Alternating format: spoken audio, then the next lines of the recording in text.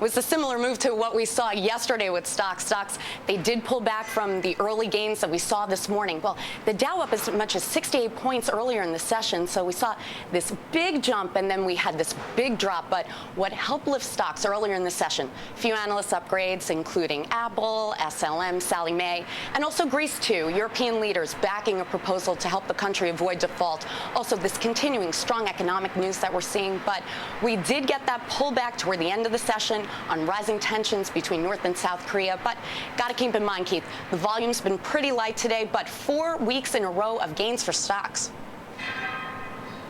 Though was a bell ringer, and it was on an outside reversal, so people are pretty nervous out there.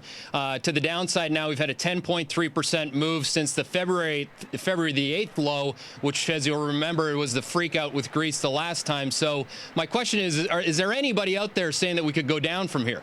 Well, from what I'm hearing, there's a lot of mixed reviews out there. This is an interesting point. I was looking at some research today, and the S&P hasn't had a drop of 1% in a month. That's crazy.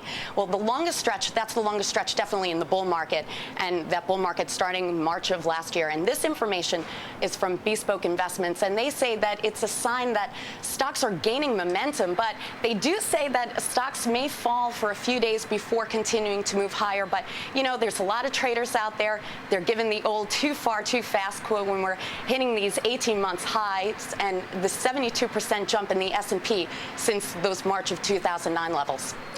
Fantastic. So any big movers out there today? Well, Apple, as I mentioned before, one of the big movers, and we've been talking a lot about that stock over the past few weeks. New iPad tablet, one of the reasons, and because the company's market value right now is so close to Walmart. Well, Credit Suisse, they boosted the price target to $300 a share, and some of the reasons they said the iPhone, it's getting more popular overseas, and they see a pickup in Mac computers. Sallie Mae, too, best performance in 18 months, and FBR Capital Markets, they said investors are paying too little for its ongoing business. FBR said SLM will cut $200 million of expenses in a relatively short amount of time. And I got to mention Radio Shack today, huge jump for them, up 8.5%. Well, that's the best performer so far in the S&P. New York Post reporting the chain may sell itself for $3 billion. And they're also saying the retailer is reviewing a possible merger with Best Buy.